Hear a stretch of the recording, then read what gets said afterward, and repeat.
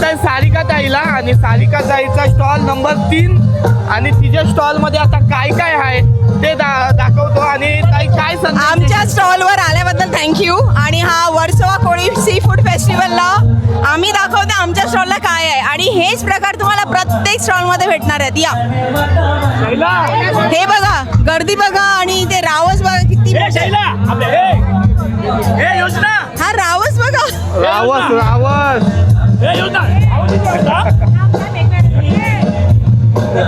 रावस हा रावस आहे. फ्राय आहे. हा कच्चा आहे.